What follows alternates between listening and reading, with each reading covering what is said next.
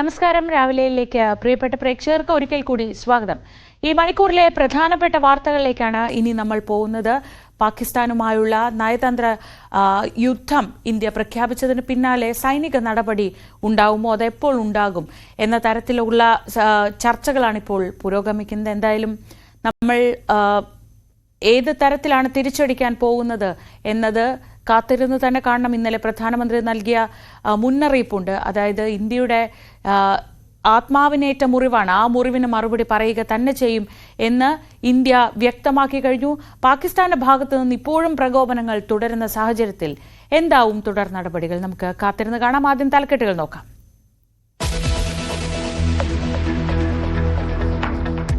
പാകിസ്ഥാൻ കസ്റ്റഡിയിലെടുത്ത BSF ജവാനെ തിരികെ കൊണ്ടുവരാൻ ശ്രമം തുടരുന്നു. ഫ്ളാഗ് മീറ്റിംഗ് വഴി ചർച്ച. അതിർത്തിയിൽ സേനകൾക്ക് ജാഗ്രതാ നിർദ്ദേശം. രാഹുൽ ഗാന്ധിയും കരസേനാ മേധാവിയും ഇന്ന് കശ്മീരിൽ.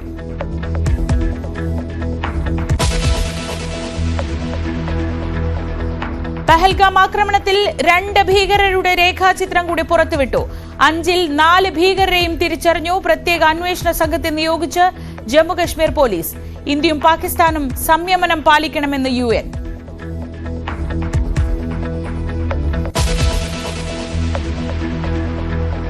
പഹൽഗാം ഭീകരാക്രമണത്തിൽ കൊല്ലപ്പെട്ട രാമചന്ദ്രന്റെ സംസ്കാരം ഇന്ന് 7:30 മുതൽ 9:30 വരെ ചങ്ങമ്പുഴ പാർക്കിൽ പൊതുദർശനം.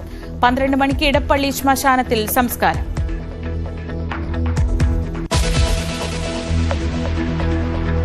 വയനാട്ടിൽ കാട്ടാനയുടെ ആക്രമണത്തിൽ കൊല്ലപ്പെട്ട അറുമുഖന്റെ പോസ്റ്റ്മോർട്ടം ഇന്ന്. മൃതദേഹം വിട്ടുകൊടുത്തത് മണിക്കൂറുകൾ നീണ്ട പ്രതിഷേധത്തിനൊടുവിൽ.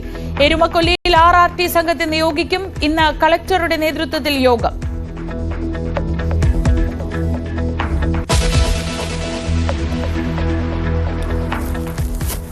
ഫ്രാൻസിസ് മാർപ്പാപ്പയുടെ സംസ്കാരം നാളെ. ചടങ്ങിൽ പങ്കെടുക്കാൻ രാഷ്ട്രപതി വത്തിക്കാനിലേക്ക്. പോപ്പിന് അന്ത്യയാത്രയേകാൻ വിശ്വാസികൾ ഒഴുകുന്നു.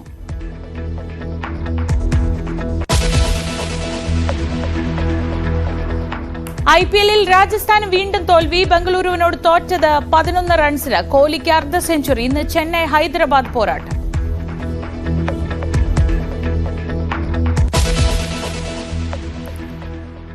നിലപാട് കടുപ്പിച്ച് ഇന്ത്യ.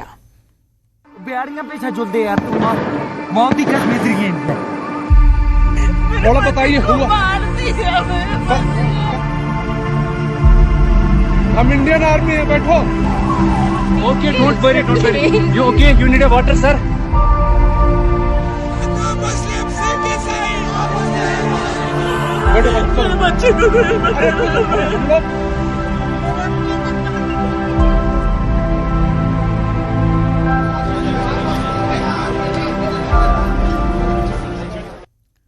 പാകിസ്ഥാൻ കസ്റ്റഡിയിലെടുത്ത BSF ജവാനെ തിരികെ കൊണ്ടുവരാനുള്ള ശ്രമം തുടരുന്നു. ഫ്ളാഗ് മീറ്റിംഗ് വഴി മോചനത്തിന് ശ്രമിക്കുകയാണ്. കരസേനാ മേധാവി ഉപേന്ദ്ര ദ്വിവേദി കശ്മീരിൽ തുടരുകയാണ്. രാഹുൽ ഗാന്ധി ഇന്ന് പഹൽഗാമിൽ എത്തുന്നുണ്ട്. ബൈസാരൻ മേഖലയിൽ തീവ്രവാദികൾക്കായി തെരച്ചിൽ തുടരുകയാണ്. ഇതിനിടെ പഹൽഗാം ആക്രമണത്തിൽ കൊല്ലപ്പെട്ട ഇടപ്പള്ളി സ്വദേശി രാമചന്ദ്രന്റെ സംസ്കാരം ഇന്ന് നടക്കും. വിവരങ്ങളുമായി ന്യൂസ് ഡെസ്കിൽ നിന്ന് KP അഭിലാഷും കൊച്ചിയിൽ നിന്ന് നവമി ദിനേശും ചേരുന്നു. ആദ്യം അഭിലാഷിലേക്ക്. അഭിലാഷ്, ഇന്ന് 3-ാം ദിവസമാണ്. 3-ാം ദിവസം എത്തുമ്പോൾ ഇന്ത്യ ശ്രമിക്കുന്നത് ലോകരാജ്യങ്ങളുടെ കൂടി പിന്തുണ ഉറപ്പാക്കിക്കൊണ്ട് പാകിസ്ഥാൻ നടത്തിയ ഭീകരാക്രമണത്തിന്, പാകിസ്ഥാൻ അഴിച്ചുവിട്ട ഭീകരതയ്ക്ക് തിരിച്ചടി നൽകാനാണ്. UN-ന്റെ ഭാഗത്തു നിന്നുള്ള ഇടപെടൽ വരുന്നുണ്ട്. ഇരുകൂട്ടരും സംയമനം പാലിക്കണമെന്നൊക്കെ. പക്ഷേ അങ്ങനെ സംയമനം പാലിക്കാൻ ആവശ്യപ്പെടുമ്പോഴും പാകിസ്ഥാന്റെ ഭാഗത്തു നിന്ന് പ്രകോപനം തുടരുന്ന സാഹചര്യത്തിൽ ഇപ്പോൾ ആസിഫ് ഖ്വാജയുടെ വാക്കുകൾ വീണ്ടും വരുന്നുണ്ട്. ഇന്ത്യ പക്വതയില്ലാതെ പെരുമാറുന്നു എന്നൊക്കെയാണ് അവിടെ നിന്ന് വരുന്ന വാക്കുകൾ. വെറുതെ കള്ളക്കഥ പറയുന്നു, വികാരം ഉണർത്തിവിടാൻ ശ്രമിക്കുന്നു, ഇന്ത്യക്കകത്ത് പ്രശ്നമുണ്ടെങ്കിൽ അത് അവിടെ തീർക്കണം എന്നൊക്കെ രീതിയിലുള്ള പ്രതികരണങ്ങൾ വരുമ്പോൾ അതിനോട് അധികം സംയമനത്തോടെ ഇരിക്കാൻ ഇന്ത്യക്ക് ഒരുപക്ഷെ സാധിക്കില്ല. പക്ഷേ തിരിച്ചടി അത് വളരെ പ്ലാൻഡ് ആയിരിക്കും. ഏത് തരത്തിലാണ് ഇപ്പോൾ ആലോചനകൾ? ശ്രീജ സൂചിപ്പിക്കുന്ന പോലെ തന്നെ പാകിസ്ഥാന്റെ ഭാഗത്ത് നിന്ന് പ്രകോപനം തുടരുന്ന പശ്ചാത്തലത്തിൽ ഇന്ത്യയുടെ മറുപടി എന്ത് എന്നത് വളരെ പ്രധാനപ്പെട്ടതാണ്. പക്ഷേ നമ്മൾ കഴിഞ്ഞ ദിവസം അടക്കം റിപ്പോർട്ട് ചെയ്യുന്നത് പോലെ തന്നെ പാക് ഉപപ്രധാനമന്ത്രിയാണ് ഈ ഭീകരവാദി ആക്രമണത്തിൽ പാകിസ്ഥാന്റെ പങ്കിന് എന്ത് തെളിവാണ് ഇന്ത്യക്കുള്ളത് എന്ന ചോദ്യം ചോദിച്ചിട്ടുള്ളത്. അതുകൊണ്ട് തന്നെ അന്താരാഷ്ട്ര സമൂഹത്തിന് മുന്നിൽ ഈ തീവ്രവാദി ആക്രമണം എന്നത് പാകിസ്ഥാൻ സ്പോൺസേഡ് ആണ് എന്നതിന്റെ കൃത്യമായ തെളിവുകളും വിവരങ്ങളും അടക്കം നൽകുന്നതിനുള്ള നീക്കം തന്നെയാണ് ഇന്ത്യയുടെ ഭാഗത്ത് നിന്നുണ്ടാകുന്നത്. ഇപ്പോൾ ഐക്യരാഷ്ട്രസഭയുടെ ഭാഗത്ത് നിന്ന് ഒരു ആവശ്യമുണ്ടാകുന്നത് ഇന്ത്യയും പാകിസ്ഥാനും സംയമനം പാലിക്കണം എന്നുള്ളതാണ്. അതായത് നയതന്ത്ര ബന്ധങ്ങൾ അടക്കം ഇന്ത്യ വിച്ഛേദിക്കുന്ന ഒരു നിലപാട് സ്വീകരിക്കുമ്പോൾ ഏതാണ്ട് പൂർണ്ണമായും നയതന്ത്ര ബന്ധങ്ങൾ ഇല്ലാതാകുന്ന ഒരു സാഹചര്യത്തിലേക്ക് എത്തിക്കുകയും ചെയ്യുന്ന പശ്ചാത്തലത്തിലാണ് ഐക്യരാഷ്ട്രസഭ ഇങ്ങനെ ഒരു ആവശ്യം മുന്നോട്ട് വെച്ചിട്ടുള്ളത്. പക്ഷേ ഇന്ത്യ നേരത്തെ തന്നെ സിന്ധു നദീജല കരാർ മരവിപ്പിക്കുന്നത്, അതോടൊപ്പം തന്നെ അതിർത്തികൾ അടച്ചിടുന്നത്, ഇന്ത്യയിലുള്ള പാക് പൗരന്മാരോട് രാജ്യം വിടാൻ ആവശ്യപ്പെട്ടത് ഉൾപ്പെടെയുള്ള കടുത്ത നയതന്ത്ര നിയന്ത്രണങ്ങളിലേക്ക് ഏർപ്പെട്ടിരുന്നു. അതേ രീതിയിൽ തന്നെയുള്ള പ്രതികരണമാണ് പാകിസ്ഥാന്റെ ഭാഗത്ത് നിന്നുണ്ടാകുന്നത്. ഷിംല കരാർ മരവിപ്പിക്കുന്നു, അതോടൊപ്പം തന്നെ ഇന്ത്യയിലെ പൗരന്മാർ പാകിസ്ഥാനിൽ നിന്ന് പിന്മാറണം എന്ന ആവശ്യം, അതിർത്തി അടച്ചിടുന്നു, വ്യോമപാത അടക്കം അടച്ചിടുന്ന സാഹചര്യം ആണ് ഉണ്ടാകുന്നത്. ഇന്ത്യയെ സംബന്ധിച്ചിടത്തോളം തീർച്ചയായും ഇപ്പോൾ നടക്കുന്ന നീക്കങ്ങളിൽ നിന്ന് നമുക്ക് ലഭിക്കുന്ന വിവരങ്ങൾ എന്നത് എത്രയും പെട്ടെന്ന് തിരിച്ചടി എന്നതിന് മുമ്പ് കശ്മീരിനെ കൂടുതൽ ശാന്തമാക്കുക എന്നത് തന്നെയാണ്. ഇപ്പോഴും ഏതാണ്ട് 70ഓളം തീവ്രവാദികൾ ഈ മേഖലകളിൽ ഉൾപ്പെടെ പലയിടങ്ങളിലായി തമ്പടിച്ചിട്ടുണ്ട് എന്ന് തന്നെയുള്ള വിവരം ആണ് ലഭിച്ചുകൊണ്ടിരിക്കുന്നത്. അവരിൽ ഒരു വിഭാഗം ഒരു പക്ഷേ ഈ ആക്രമണങ്ങൾക്ക് ശേഷം ഇവിടെ നിന്ന് പിൻവാങ്ങിയിട്ടുണ്ടാകാം. പക്ഷേ ഉദ്ധംപൂരിലടക്കം ഇന്നലെയും അതിശക്തമായി ഏറ്റുമുട്ടൽ ആണ് നടന്നത്. ഇപ്പോൾ കശ്മീരിൻ്റെ പൂർണ്ണമായൊരു നിയന്ത്രണം സൈന്യത്തിൻ്റെ കയ്യിൽ ആണ്. ഈ വളരെ ഭൂമിശാസ്ത്രപരമായി ദുർഘടമായ മേഖലകളിൽ ഉൾപ്പെടെ ഈ തീവ്രവാദികൾ ഒളിഞ്ഞിരിക്കുന്നുണ്ട് എന്ന് തന്നെയാണ് ഇപ്പോഴും സൈന്യത്തിൻ്റെ കണക്കുകൂട്ടൽ. അവരെ പിടികൂടുന്നതിനുള്ള ഒരു നീക്കം നടക്കുന്നു. അതോടൊപ്പം ശ്രീജ എടുത്തു പറയേണ്ടത്, ഈ രഹസ്യാന്വേഷണ വിഭാഗത്തിന്റെ റിപ്പോർട്ടുകൾ പ്രകാരം മുമ്പെങ്ങും ഇല്ലാത്ത തരത്തിൽ കശ്മീർ ജനത ഇന്ത്യക്ക് അനുകൂലമായ സമീപനമാണ് ഇപ്പോൾ സ്വീകരിച്ചിട്ടുള്ളത് എന്നാണ് മനസ്സിലാക്കാൻ സാധിക്കുന്നത്. അതുകൊണ്ട് തന്നെ കശ്മീർ ജനതയെ കൂടുതൽ വിശ്വാസത്തിലെടുത്തുകൊണ്ട് തീവ്രവാദ പ്രവർത്തനങ്ങൾക്ക് ഇപ്പോൾ ഇന്ത്യയിൽ നടന്ന ഈ തീവ്രവാദ പ്രവർത്തനത്തിനടക്കം പ്രാദേശികമായി ചില സഹായങ്ങൾ ലഭിച്ചിട്ടുണ്ട് എന്നുള്ളതാണ് രഹസ്യാന്വേഷണ വിഭാഗത്തിന്റെ റിപ്പോർട്ട്. പക്ഷേ അത് നേരത്തെ ലഭിക്കുന്നത് പോലെയല്ല. ജനങ്ങൾക്ക് പൊതുവെ ഇത്തരം പ്രവർത്തികളോട് വലിയ വിയോജിപ്പാണ് ഉള്ളത്. അതുകൊണ്ട് ആദ്യം കശ്മീർ ജനതയെ പൂർണ്ണമായും വിശ്വാസത്തിലെടുക്കണം എന്ന ഒരു റിപ്പോർട്ട് ഇന്റലിജൻസ് നൽകിയിട്ടുണ്ട് എന്നാണ് മനസ്സിലാക്കാൻ സാധിക്കുന്നത്. അത്തരം നീക്കങ്ങളാണ് ഇപ്പോൾ നടക്കുന്നത്. അതായത് കശ്മീരിലെത്തിയിട്ടുള്ള ഈ സഞ്ചാരികൾ ആയിട്ടുള്ള ആളുകൾക്ക് പൂർണ്ണ സ്വാതന്ത്ര്യത്തോടു കൂടി തന്നെ ഈ പ്രദേശങ്ങൾ സന്ദർശിക്കുന്നതിനുള്ള അവസരം ഒരുക്കുക. ഒപ്പം അവിടെ ഈ വിനോദസഞ്ചാരത്തെ ആശ്രയിച്ചുകൊണ്ടുള്ള ഒരു സാമ്പത്തിക മുന്നേറ്റമാണ് ഇപ്പോൾ കശ്മീരിൽ നടക്കുന്നത്. അതിന് പൂർണ്ണമായി പിന്തുണ പ്രദേശവാസികൾക്ക് സർക്കാരിന്റെ ഭാഗത്ത് നിന്ന് നൽകുക. ഇങ്ങനെ കൃത്യമായി ജനതയെ വിശ്വാസത്തിൽ എടുത്തതിന് ശേഷം മാത്രം തിരിച്ചടി എന്ന സൂചനയാണ് ഇപ്പോൾ പുറത്തു വന്നിട്ടുള്ളത്. അതേസമയം പാകിസ്ഥാന്റെ ഭാഗത്ത് നിന്ന് തുടർച്ചയായി ഈ തീവ്രവാദ ക്യാമ്പുകളെ സജീവമായി നിർത്തണം എന്ന നിർദ്ദേശമുണ്ട് എന്നുകൂടിയാണ് ഇന്റലിജൻസ് റിപ്പോർട്ട്. അതായത് കഴിഞ്ഞ കുറച്ച് നാളുകളായി തീവ്രവാദ പ്രവർത്തനങ്ങൾക്ക് സാധിക്കുന്ന ഒരു സാഹചര്യം ആയിരുന്നില്ല ജമ്മു കാശ്മീരിലുള്ളത്. ലഷ്കർ ഇ തോയ്ബ, ജെയ്ഷെ മുഹമ്മദ് ഉൾപ്പെടെയുള്ള തീവ്രവാദ സംഘടനകളുടെ പ്രവർത്തനങ്ങളൊക്കെ മരവിച്ചു പോയ ഒരു സാഹചര്യം ആയിരുന്നു. പക്ഷേ അവരെ പുനരുജ്ജീവിപ്പിക്കുവാനുള്ള നീക്കം ആണ് സൈന്യത്തിന്റെ അതോടൊപ്പം തന്നെ ISIയുടെ ഭാഗത്ത് നിന്ന് നടക്കുന്നത് എന്നുള്ളതാണ് ഇന്റലിജൻസ് റിപ്പോർട്ട്. അതുകൊണ്ട് അത് തടയുക എന്നതിന് പ്രഥമ പരിഗണന നൽകുക, അതിനുശേഷം മാത്രം തിരിച്ചടി എന്ന നിലയിലേക്ക് വിലയിരുത്തപ്പെടുന്നുണ്ട് സാഹചര്യം എന്നുള്ളതാണ്. എന്തായാലും ഈ ജനങ്ങളെ അടക്കം വിശ്വാസത്തിലെടുക്കുകയും ഒപ്പം സൈന്യത്തിന് കൂടുതൽ കരുത്തു പകരുന്നതിനുമൊക്കെയായി കരസേനാ മേധാവി ഉൾപ്പെടെ ജമ്മു കാശ്മീരിൽ തുടരുകയാണ്. കേന്ദ്ര ആഭ്യന്തരമന്ത്രിയും പ്രതിരോധ മന്ത്രിയും നിരന്തരമായ ആശയവിനിമയങ്ങൾ നടത്തുന്നുണ്ട്. ഒപ്പം വൈഷ്ണോദേവി ക്ഷേത്രത്തിന്റെ പാതയിൽ അടക്കം ഈ വേഷം മാറിയും അല്ലെങ്കിൽ തെറ്റായ ഡോക്യുമെന്റുകളും ഒക്കെയായി സഞ്ചരിക്കുന്ന നിരവധി ആളുകളെ സൈന്യത്തിന് പിടികൂടാൻ സാധിച്ചിട്ടുണ്ട്. പക്ഷേ ഇവരെ സാങ്കേതികമായി അറസ്റ്റ് രേഖപ്പെടുത്തിയിട്ടില്ല. കാരണം ഇവർക്ക് ഈ തീവ്രവാദ ആക്രമണങ്ങളുമായി ബന്ധമുണ്ട് എന്ന് പൂർണ്ണമായും പറയാൻ സാധിക്കില്ല. മറ്റു പല സാഹചര്യങ്ങളിൽ ഒക്കെ ഐഡന്റിറ്റി മാറി ഇവിടെ സഞ്ചരിക്കുന്നവർ എന്നുള്ളതാണ് സൈന്യത്തിന്റെ പ്രാഥമികമായ നിഗമനം. ഇതിന് ഇടയിൽ ആയിരുന്നു പാകിസ്ഥാന്റെ ഭാഗത്ത് നിന്ന് കൂടുതൽ പ്രകോപനമുണ്ടാകുന്ന തരത്തിൽ പഞ്ചാബ് അതിർത്തിയിൽ നിന്ന് ജവാനെ പിടികൂടിയിട്ടുള്ളത്, ഇന്ത്യൻ ജവാനെ പിടികൂടിയിട്ടുള്ളത്.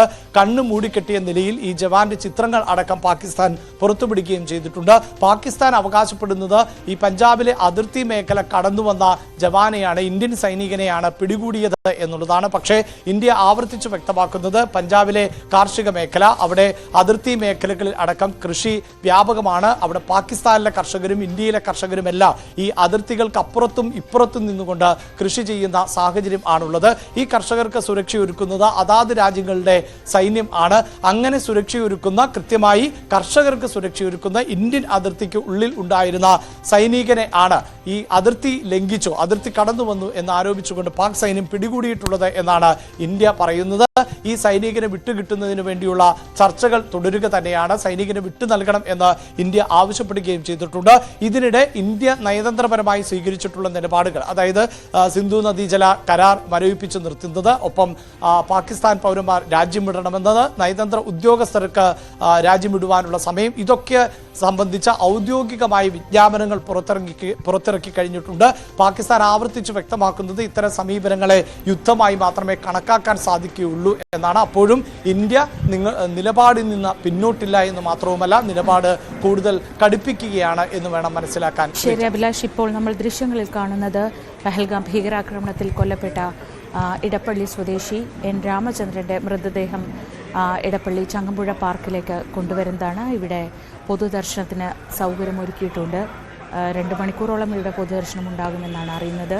നവമി ദിനേശ് വിവരങ്ങളുമായി ചേരുന്നുണ്ട്. നവമി, ഒരു നാട് മുഴുവൻ അവിടേക്ക് എത്തുന്ന കാഴ്ചയാണ് ഇപ്പോൾ നമ്മൾ ദൃശ്യങ്ങളിൽ കാണുന്നത്. അത്രയേറെ ജനകീയനായിരുന്നു, സൗമ്യനായിരുന്നു, എല്ലാ കാര്യങ്ങളും ഇടപെട്ടിരുന്ന ഒരു മനുഷ്യൻ്റെ ഇങ്ങനെയുള്ള വിയോഗം അത് എത്രത്തോളം ഞെട്ടലുണ്ടാക്കുന്നുണ്ട് അവിടെയുള്ള ആളുകൾ?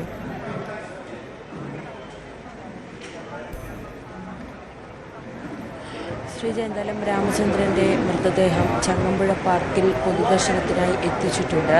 അടുത്ത ബന്ധുക്കളും നാട്ടുകാരും എല്ലാം ഇവിടേക്ക് ഒഴുകിയെത്തുന്ന കാഴ്ചയാണ് നമ്മളിപ്പോൾ കാണുന്നത്. അപ്രതീക്ഷിതമായിട്ടായിരുന്നു രാമചന്ദ്രൻ്റെ വിയോഗം.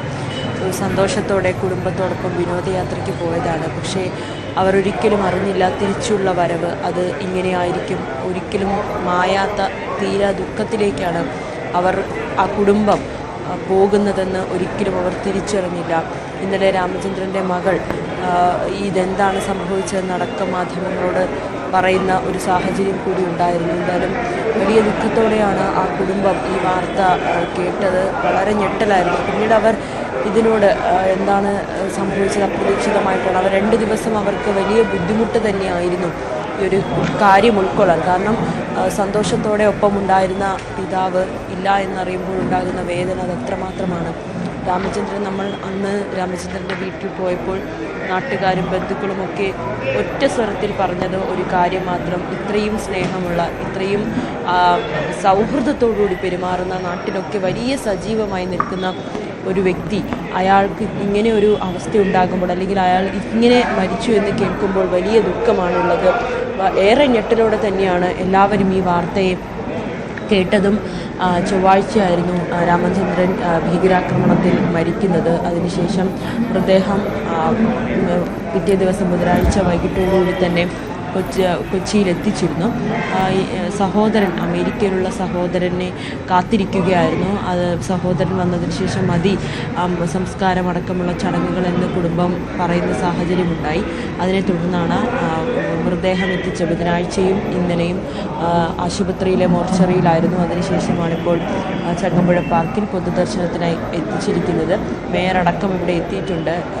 മന്ത്രി AK Saseendran, Goa governor, Kerala governor അടക്കമുള്ളവർ ഇങ്ങോട്ടേക്ക് എത്തുമെന്നാണ് നമുക്ക് ലഭിക്കുന്ന വിവരം. സാംസ്കാരിക മേഖലയിലുള്ളവരൊക്കെ ഇങ്ങോട്ടേക്ക് എത്തുന്നുണ്ട്. രാഷ്ട്രീയ മേഖലയിലുള്ളവരൊക്കെ ഇങ്ങോട്ട് എത്തുന്നുണ്ട്. കാരണം നമുക്കൊരിക്കലും കാശ്മീരിൽ ഇങ്ങനെ ഒരു ഭീകരാക്രമണം ഉണ്ടായി എന്ന് കേട്ടപ്പോൾ നമുക്കേറെ വേദനയുണ്ടാക്കി. നമ്മുടെ സ്വന്തം ഈ ആളുകൾക്ക് ഇങ്ങനെയൊക്കെ വേദന ഉണ്ടായാലും എന്നൊക്കെ നമ്മൾ വിഷമിച്ചിരിക്കുമ്പോഴാണ് അതിലൊരു മലയാളി കൂടിയുണ്ട് എന്നുള്ളൊരു വിവരം, ഞെട്ടിപ്പിക്കുന്ന വിവരം നമ്മളിലേക്ക് എത്തുന്നത്. ഇപ്പോൾ എന്തായാലും രാമചന്ദ്രൻ്റെ ഭാര്യയും മകളും ഇങ്ങോട്ടേക്ക് എത്തുന്നുണ്ട്.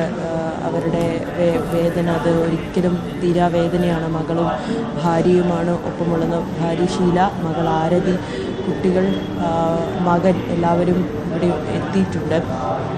ഈ സംഭവം നടന്നത്, തൻ്റെ ഭർത്താവ് മരിച്ചു എന്നത് അവരറിഞ്ഞിരുന്നില്ല. ആ ഒരു അപകടം പറ്റി ആശുപത്രിയിലാണെന്ന് മാത്രമേ മകൾ പറഞ്ഞിരുന്നുള്ളൂ. അതിനുശേഷം ഇവിടേക്ക് എയർപോർട്ടിലേക്ക് മൃതദേഹം എത്തിക്കുന്ന സമയത്താണ് അച്ഛൻ മരിച്ചു എന്ന കാര്യം ഭാര്യയോട് മകൾ പറയുന്നത്. അത് അവർക്ക് എത്രമാത്രം വേദന ഉണ്ടാക്കുമെന്ന് നമുക്ക് അറിയാം. കാരണം ഹൃദയ ശസ്ത്രക്രിയ കഴിഞ്ഞിരിക്കുന്നതിനാൽ പെട്ടെന്ന് ഇക്കാര്യങ്ങൾ പറയണ്ട എന്നുള്ള വളരെ വൈകാരികമായിട്ടുള്ള കാഴ്ചകൾ തന്നെയാണ് ഇപ്പോൾ നമ്മൾ സാക്ഷ്യം വഹിക്കുന്നത്. സ്വന്തം ഭർത്താവിൻ്റെ ചേതനയേറ്റ് ശരീരത്തിന് മുന്നിൽ കരയുകയാണ് ഭാര്യ. അവർക്ക് അത് പ്രതീക്ഷിതമായിട്ടുള്ള എത്ര സന്തോഷത്തോടുകൂടിയാണ് ആ കുടുംബം കശ്മീരിലെ യാത്രയിലേക്ക് പോയത്. ആ യാത്രയിൽ പക്ഷേ ഇങ്ങനെ ഒരു ദുരന്തത്തിലേക്ക് കലാശിക്കുമെന്ന്, അവരുടെ ജീവിതത്തിൽ തന്നെ ഇത്രയും വലിയൊരു നഷ്ടമുണ്ടാകുമെന്നൊന്നും ഈ കുടുംബം കരുതിയിരുന്നില്ല. സഹോദരൻ, ഭാര്യ, മകൾ അവിടെയാണ് നമ്മളിപ്പോൾ ദൃശ്യങ്ങൾ കാണുന്നത്. വളരെ വേദനയോടുകൂടി തന്നെയാണ് അവർ ഈ ഒരു യാഥാർത്ഥ്യത്തിലേക്ക് നോക്കുന്നത്. സ്വന്തം ഭർത്താവ്, അവർക്കൊപ്പം അത്രയും സന്തോഷത്തിൽ ഉണ്ടായിരുന്ന ഭർത്താവ് പെട്ടെന്ന് ഇല്ലാതാകുമ്പോൾ ഉണ്ടാകുന്ന വേദന, അതും ഭീകരാക്രമണത്തിൽ കൊല്ലപ്പെടുന്നു. അവരൊരിക്കലും ചിന്തിച്ചിരുന്നില്ല. മകൾ ആരതിയാണ് നമ്മൾ കാണുന്നത്. അവരുടെ കുടുംബം എത്രമാത്രം സങ്കടത്തിലാണെന്ന് നമുക്ക് പറയുന്നതിനേക്കാളും ഏറെയാണ് ആ കുടുംബത്തിൻ്റെ അവസ്ഥ, അവർക്കുണ്ടായ നഷ്ടം. ഇതിലും അത്രയും വൈകാരികമായിട്ടുള്ള ദൃശ്യങ്ങളാണ് ഇപ്പോൾ ഇവിടെ കാണുന്നത്. സ്വന്തം പിതാവിൻ്റെ തൻ്റെ കണ്ണിൽ മുന്നിൽ വെച്ചാണ് ഭീകരർ കൊലപ്പെടുത്തുന്നത് മകൾ കാണുന്നത്. അപ്പോഴും വെറുതെ വിടണമെന്ന് യാചിക്കുകയായിരുന്നു അവർക്ക് മുന്നിൽ.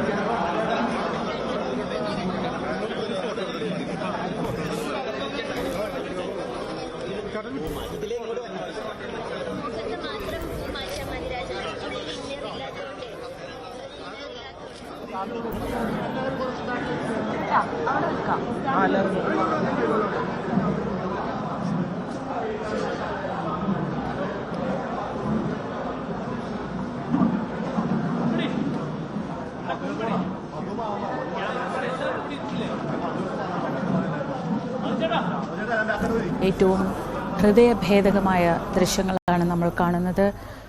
പഹൽഗാമിൽ ഭീകരാക്രമണത്തിൽ കൊല്ലപ്പെട്ട രാമചന്ദ്രന്റെ മൃതദേഹം ഇപ്പോൾ പൊതുദർശനത്തിന് വെച്ചിരിക്കുകയാണ്.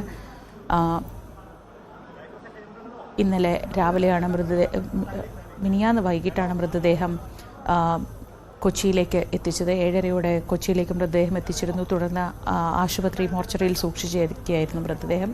ഇപ്പോൾ ചങ്ങമ്പുഴ പാർക്കിൽ പൊതുദർശനത്തിന് കൊണ്ടുവന്നിരിക്കുകയാണ്.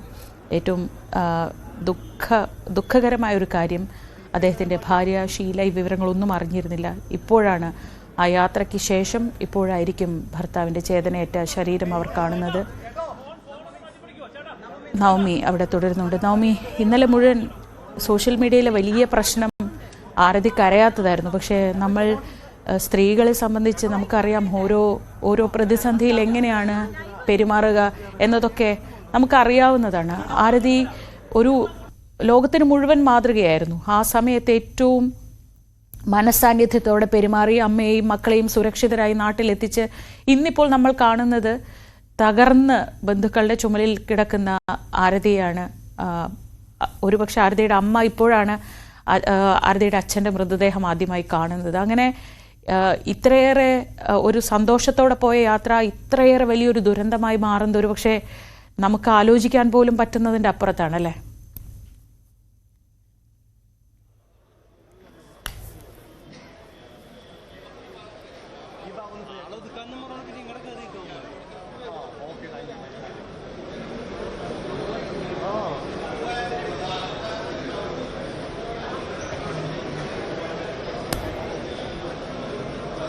ജനപ്രതിനിധികളും രാഷ്ട്രീയ പ്രവർത്തകരുമൊക്കെ ഇപ്പോൾ ഇടപ്പള്ളി ചങ്ങമ്പുഴ പാർക്കിലെത്തി എൻ രാമചന്ദ്രന് അന്ത്യാഞ്ജലികൾ അർപ്പിക്കുകയാണ്.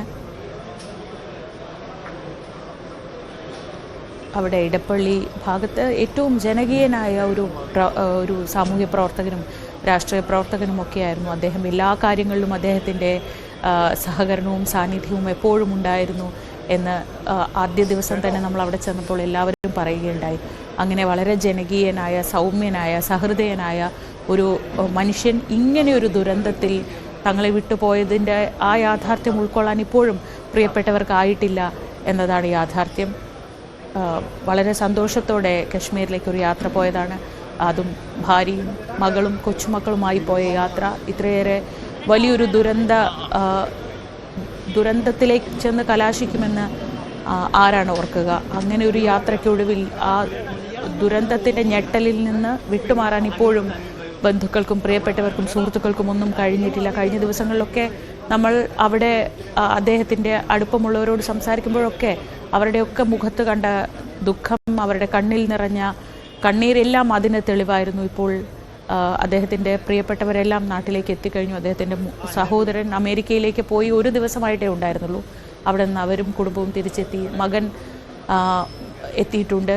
അങ്ങനെ വേണ്ടപ്പെട്ടവരെല്ലാം തിരിച്ചെത്തുമ്പോൾ ജീവനില്ലാതെയാണ് അദ്ദേഹത്തിൻ്റെ ഈ തിരിച്ചുവരവ്. അത് അവിടെയുള്ളവരെ സംബന്ധിച്ച് ഏറ്റവും ഞെട്ടിക്കുന്ന ഒന്നാണ്.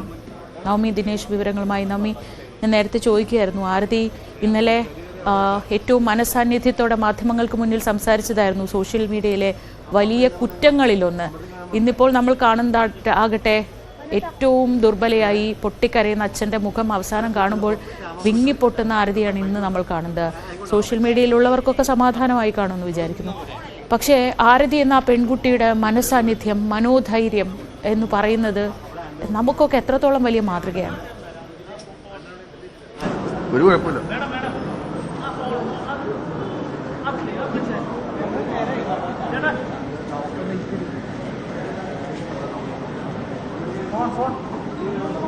ശ്രീജ, എന്തായാലും മോൻസ് ജോസഫ്, ഹൈബീഡൻ MP ഉൾപ്പെടെയുള്ളവർ ഇങ്ങോട്ടേക്ക് എത്തിക്കൊണ്ടിരിക്കുകയാണ്.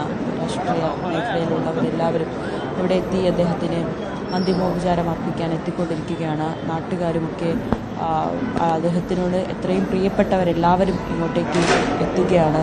ഇപ്പോൾ ഈ വിവരം അറിഞ്ഞ് അദ്ദേഹത്തിൻ്റെ പൊതുദർശനമുണ്ടെന്നറിഞ്ഞും ആളുകൾ ഇങ്ങോട്ടേക്ക് അവസാനമായി അദ്ദേഹത്തെ കാണാൻ. കാരണം അത്രമാത്രം വേദനയാണ് ആ കുടുംബത്തിനും ആ നാടിനും മുഴുവനും ഉണ്ടായിരിക്കുന്നത്. അപ്രതീക്ഷിതമായിട്ടുള്ള രാമചന്ദ്രൻ്റെ വിയോഗം, അതും ഇങ്ങനെ ഒരു ഭീകരാക്രമണത്തിൽ കൊല്ലപ്പെട്ടു എന്നറിയുമ്പോൾ വളരെ ഞെട്ടലോടുകൂടി തന്നെയാണ് ആ കുടുംബം ഈ വാർത്തയെ കേട്ടത്. ഒപ്പം ഈ നാട്ടുകാരുമൊക്കെ ആ ഞെട്ടൽ ഇപ്പോഴും അവർക്ക് മാറിയിട്ടില്ല. ഇങ്ങനെ ഒരു സംഭവം അത്രയും സന്തോഷത്തോടുകൂടി വീട്ടിൽ നിന്നും യാത്രയ്ക്കായി ഭാര്യയ്ക്കും മകൾക്കും പേരക്കുട്ടികൾക്കും ഒപ്പം പോയ ഒരു വ്യക്തി അവിടെ ഭീകരാക്രമണത്തിൽ കൊല്ലപ്പെടുന്നു.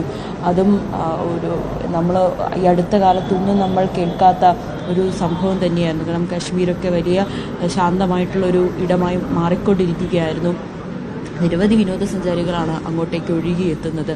പക്ഷെ അവിടെ ഇങ്ങനെ പെട്ടെന്ന് അപ്രതീക്ഷിതമായ ഒരു ഭീകരാക്രമണം ഉണ്ടാകുന്നു എന്ന് കേൾക്കുമ്പോൾ ഇന്ത്യ ആകെ ഒന്ന് ഞെട്ടി. കാരണം ഇങ്ങനെയൊന്നും നമ്മൾ കരുതിയിരുന്നില്ല. കാരണം അത്രമാത്രം പട്ടാളത്തിൻ്റെ സുരക്ഷയുള്ള ഒരു ഇടം തന്നെയായിരുന്നു. പിന്നീട് എങ്ങനെയാണ് അവിടെ സംഭവിച്ചതെന്നൊക്കെ അതിൻ്റെയൊക്കെ കാര്യങ്ങൾ നമ്മൾ ഓരോ ദിവസവും വാർത്തകൾ കേൾക്കുന്നതാണ്. അതിൽ നമ്മുടെ മലയാളി കൂടിയുണ്ട് എന്ന് കേൾക്കുമ്പോൾ, ഇടപ്പള്ളി സ്വദേശി രാമചന്ദ്രൻ ഉണ്ടെന്ന് കേട്ടപ്പോൾ ഉണ്ടായ വേദന, ആ ഞെട്ടൽ അതിൻ്റെ ഇരട്ടിയായി. ഇപ്പോൾ ജില്ലാ കളക്ടർ കൂടി ഇങ്ങോട്ടേക്ക് എത്തുന്നുണ്ട്. അന്ന് മൃതദേഹം നെടുമ്പാശ്ശേരി വിമാനത്താവളത്തിൽ എത്തിച്ചപ്പോൾ ഏറ്റുവാങ്ങിയത് കളക്ടറുടെ നേതൃത്വത്തിലായിരുന്നു. അവിടെ സുരേഷ് ഗോപി MP ഉൾപ്പെടെയുള്ളവർ എത്തിയത് നമ്മൾ കണ്ടതാണ്. എന്തായാലും ഇവിടെ ഇപ്പോൾ പൊതുദർശനം പുരോഗമിക്കുകയാണ്. മോൻസ് ജോസഫ്, ഹൈബിയുടെ MP ഉൾപ്പെടെയുള്ളവർ ഇവിടേക്ക് എത്തി അദ്ദേഹത്തിന് അന്തിമോപചാരം അർപ്പിച്ചിട്ടുണ്ട്.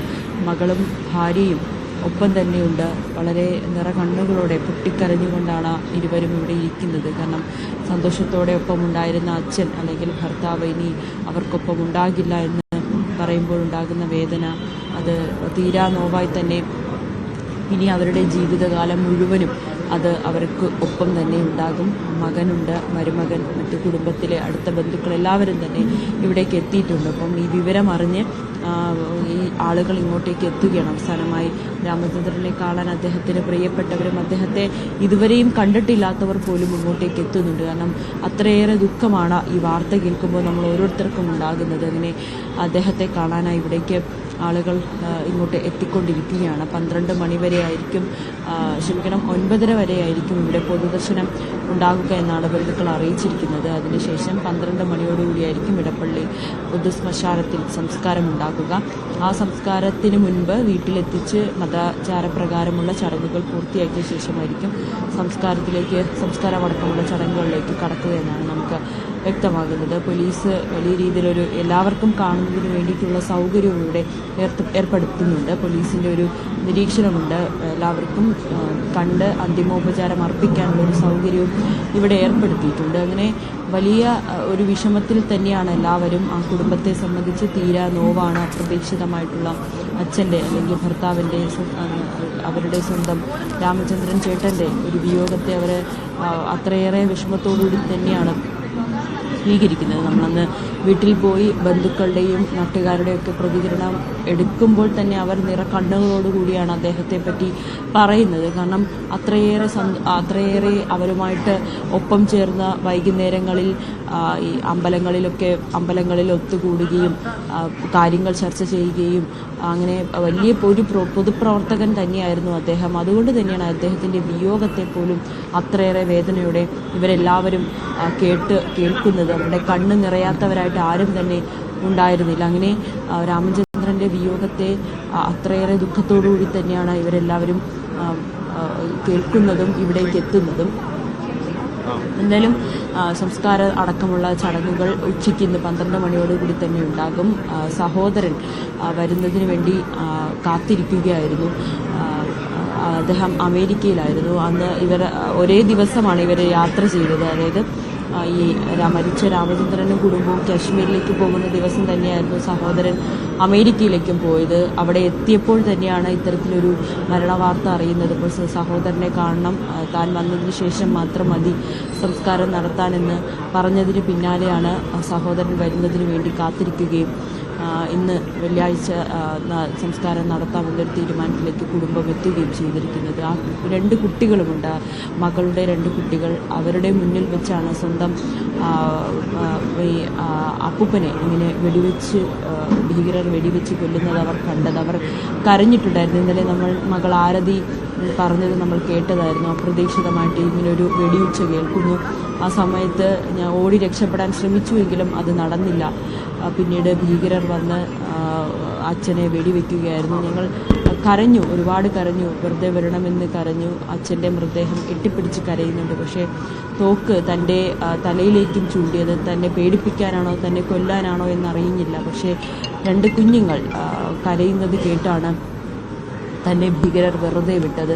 മക്കളെയും കൊണ്ട് പോകാം, രക്ഷപ്പെടാമെന്ന് മക്കൾ പറയുന്നത് കേട്ടിട്ട് മക്കളെയും കൊണ്ട് ഇനി തൻ്റെ അച്ഛനെ രക്ഷിക്കാൻ കഴിഞ്ഞില്ല, പക്ഷെ തൻ്റെ മക്കളെങ്കിലും ഇനി തനിക്ക് രക്ഷിക്കണമെന്ന മകൾ ആരതിക്ക് തോന്നുകയും അതിനെ തുടർന്നാണ് മക്കളെയും കൂട്ടി കിലോമീറ്ററുകളോളം ഓടി. അതിനുശേഷമാണ് ആളുകളെല്ലാവരും ഭയപ്പെട്ട് നിൽക്കുന്ന ഒരു ഇടത്തേക്ക് കണ്ടത്. ഫോണിൻ്റെ റേഞ്ച് പോലും ഉണ്ടായിരുന്നില്ല. ആരെ വിളിച്ച് പറയണം, എന്ത് ചെയ്യണമെന്നറിയാതെ മകൾ ആരതി 2 കുട്ടികളെയും കൊണ്ട് ഒരു പരിചയമില്ലാത്തൊരു നാട്ടിൽ കൂടി ഓടി കുറച്ച് ആളുകളെ കണ്ടു. പിന്നീട് ഫോണിൻ്റെ റേഞ്ച് എത്തിയ ശേഷമാണ് ഡ്രൈവറെ വിളിച്ച് ഇക്കാര്യമൊക്കെ അറിയിച്ചത്. നമുക്കൊന്നും ചിന്തിക്കുമ്പോൾ തന്നെ ഭയപ്പാട് തോന്നുന്നുണ്ട്. ഇങ്ങനെ ആരും നമ്മളോടൊപ്പമുള്ള ഒരാൾ മരിക്കുക, എവിടെയാണെന്ന് പോലും അറിയാതെ, ഏത് നാടാണെന്ന് പോലും അറിയാതെ, ദിശ അറിയാതെ കുട്ടികളെയും കൊണ്ട് 8 വയസ്സ് മാത്രം പ്രായമുള്ള 2 കുട്ടികളെയും കൊണ്ട് ഓടി രക്ഷപ്പെടുക എന്ന് പറയുമ്പോൾ ജീവൻ കൈ പിടിച്ചോടുമ്പോൾ ഉണ്ടാകുന്ന ഒരു വേദന അല്ലെങ്കിൽ ആ ഒരു